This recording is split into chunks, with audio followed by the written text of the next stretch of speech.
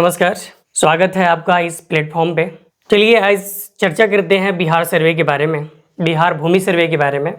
जैसा कि सभी को पता है कि बिहार भूमि सर्वे 20 अगस्त से ही लागू कर दिया गया है, लेकिन जब से ये लागू हुआ है तभी से सरकार की तरफ से कुछ न कुछ नए नए निर्देश आदेश आते रहे हैं। तो लोगों के मन में ढेर सारे कंफ्यूजन क्रिएट हो रहा है कि आखिर ये भूमि सर्वे होगा भी या नहीं होगा। हर दिन कुछ न कुछ नए आदेश आ रहे हैं कि भूमि सर्वे कुछ इस तरह से होगा, कभी निर्देश आता है कुछ इस तरह से होगा, मतलब हमेशा कुछ ना कुछ नए नए अपडेट आते रहे हैं। तो इस बार भी एक बहुत बड़ा अपडेट आया हुआ है कि बिहार में जो भूमि सर्वे स्टार्ट हुआ है उसको 3 महीने के लिए स्थगित कर दिया जाता है। ये अभी 3 महीने के लिए इसको स्थगित कर दिया गया है। तो इसको स्थगित क्यों कर दिया गया है, क्या कारण है कि स्थगित कर दिया गया? ठीक है, सरकार की तरफ से तो ये आदेश आ गया कि स्थगित कर दिया गया। कुछ लोग विदेश में काम कर रहे थे, कुछ लोग अब इस बिहार को छोड़कर दूसरे स्टेट में काम कर रहे थे, वो भी अपना सब कुछ छोड़ छाड़ के दौड़े धब्बे आ गए अपना ज़मीन का सर्वे कराने के लिए। लेकिन पता चलता है कि सर्वे अभी स्थगित कर दिया गया। हालांकि सरकार की तरफ से ये निर्देश था कि ऑनलाइन भी कर सकते हैं, लेकिन सबको ऑनलाइन के बारे में जानकारी नहीं है। और रही बात ज़मीन जायदाद की, जब बात आती है तो सबको मतलब एक हड़बड़ी समाज आती है, सबको एक डर पैदा हो जाता है कि कहीं मेरी ज़मीनें इधर उधर ना हो जाए। इसीलिए सब कुछ छोड़ छाड़ के लोग वापस आ गए अपने गाँव में अपने ज़मीन का सर्वे कराने के लिए। लेकिन सरकार की तरफ से अभी ये अपडेट आया कि इसको अभी 3 महीने के लिए स्थगित कर दिया जाता है। क्यों स्थगित कर दिया जाता है, इस वीडियो में हम लोग उस पर चर्चा करेंगे। तो पहले हम लोग समझ लेते हैं कि भूमि सर्वे में होने वाला क्या है, ठीक है, फिर उसमें प्रॉब्लम्स क्या आ रही हैं, अड़चनें क्या आ रही हैं जिसकी वजह से इसको रोक दिया गया है। देखिए, तो यहाँ पे सबसे पहले यहाँ पे देख रहे हैं लैंड सर्वे, ठीक है। तो ये जो लैंड सर्वे हो रहा है ये आखिर होता क्या है? तो इसका मुख्य उद्देश्य यही है कि जो पुराने खतियान हैं उनके जगह नए खतियान बनाया जाए, जो कि डिजिटल रूप में भी अवेलेबल होगा।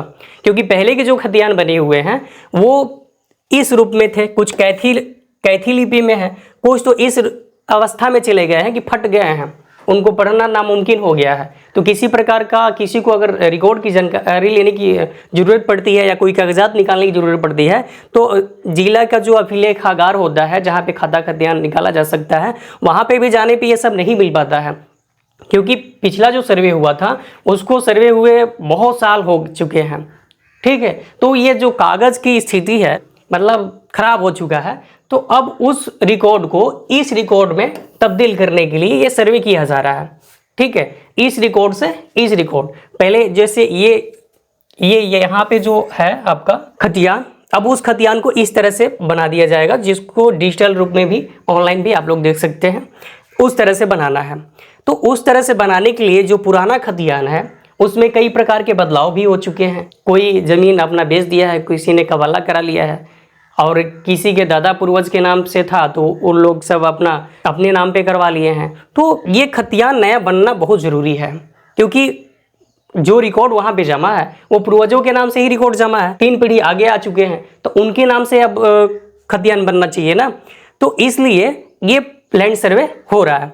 तो इस सर्वेक्षण में क्या होगा, जो भी जिनके ज़मीन से रिलेटेड जितने विवरण हैं, जैसे कि उसकी पूरी चौहद्दी क्या है, उसके परिमाप क्या है, उसका टोटल रकबा कितना है, और उस जमीन के मालिक कौन कौन हो सकते हैं वास्तविक, इस सब को इकट्ठा करके, जानकारी को इकट्ठा करके नया खतियान इस तरह से बनाया जाएगा और उसमें जो वास्तविक मालिक है उनका नाम चढ़ाया जाएगा, उनके नाम से खाता खोला जाएगा।